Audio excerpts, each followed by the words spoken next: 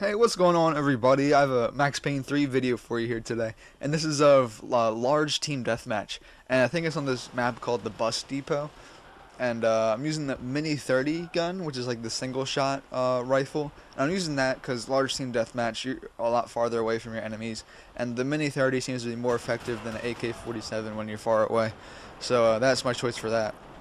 And if you guys don't know, large team deathmatch, it's like they have bigger maps and there's more players compared to a regular team deathmatch. So I seem to be attracted to the large team deathmatch more. I'm not sure why, but I find it more fun.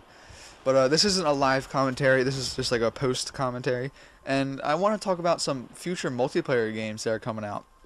And of course, you have like your Black Ops 2 and your Halo 4. I think actually sometime this week they're supposed to release or reveal the multiplayer for Black Ops 2.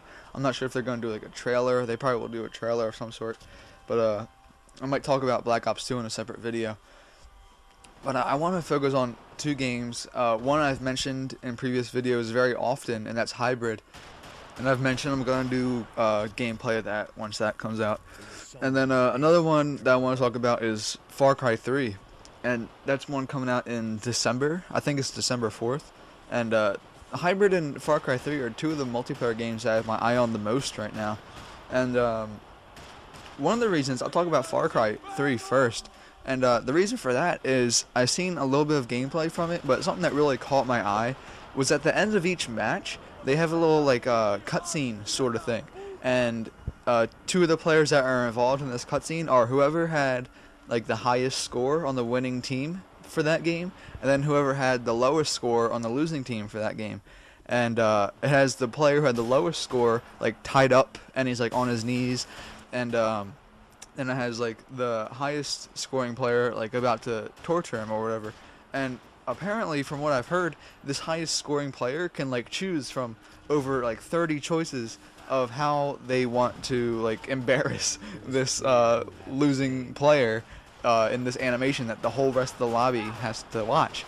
And there's like different choices you have. Like you could, the winning player can choose to punch this losing player, and something simple as that, or like they could cut him free, and there's like I guess there's a whole bunch of different choices, and it seems really cool. Like it's just an awesome addition. It's kind of like how in Max Payne 3 they show off who was the best player at the end of the match, but then there's like it's like an expansion on that, and I really like that idea. And then that was like the main point I want to talk about Far Cry 3. Other than that, it just looks like a really solid shooter. And I think it's awesome that it has a single player campaign and then a separate co-op campaign. And I really like that about like Splinter Cell Conviction in the past had that. And then they have that separate multiplayer mode too, which I think is awesome. So yeah, I'm pumped for Far Cry 3. And then Hybrid, that's the one I want to talk about next. And the thing I'm pumped about that is that there's a customization. It looks awesome in that game. And then also there's this whole like world map, like persistent, they're calling it a persistent world war. And I'll explain that right now. There's when you first start up the game, you choose between one of these two teams. There's like a team of aliens and there's a team of these human rebels. And once you choose your team, you're fighting for that team until the end of this season. And I'll go farther into what a season is, like as I talk about this.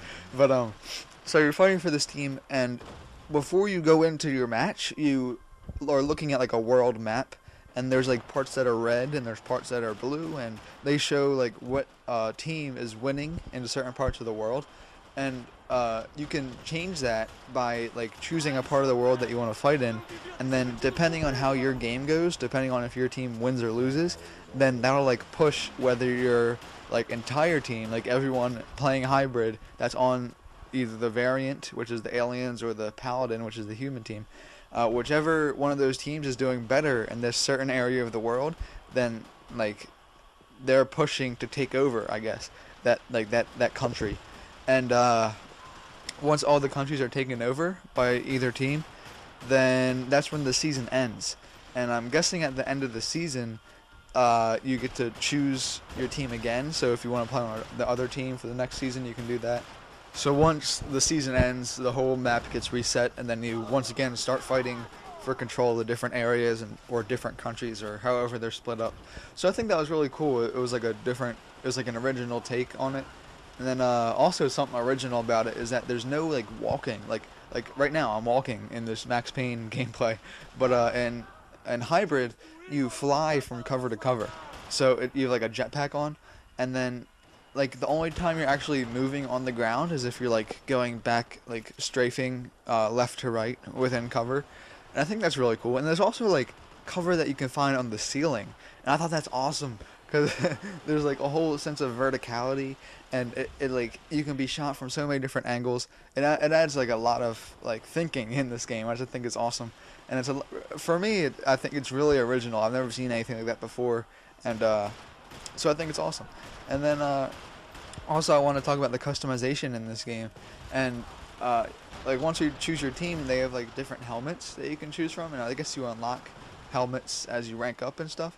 And then also if you're on a team that loses its season, then you get like this sack, like it's called like the sack of shame or something like that, and you can wear this sack of shame helmet for the next season because that shows that your team lost in the previous season or in a season in the past. I guess it doesn't have to be the one right before it, but then, or maybe it does. I don't know. But also if you win, then you get this like helmet that's like a victory looking helmet, and it looks awesome. And I'll show a picture of that in this video a little bit later, along with something else that I want to talk about. But and I think the victory helmet even gives you like a little bit of a stat boost in some sort of way.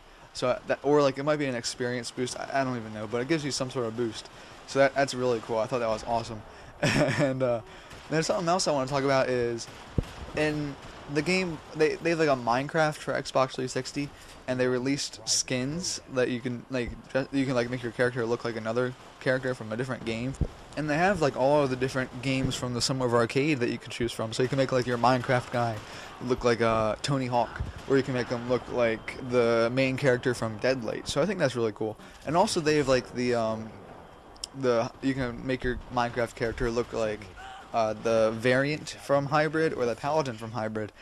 And then also in Hybrid, when you get to level 20, when you rank up to level 20 with your character, you can wear a helmet that looks either like a creeper head or that main Minecraft character Steve, or like you can have a helmet that looks like a Steve head. And it depends on what team you're on. If you're on the variant, which is the alien bad guy team, then you get the creeper helmet at level 20. And then if you're on the good paladin team, you get the Steve helmet at level 20. So I think that's awesome. Like I love this whole idea of the helmets as you rank up. You can really, I think there's a good enough amount of customization.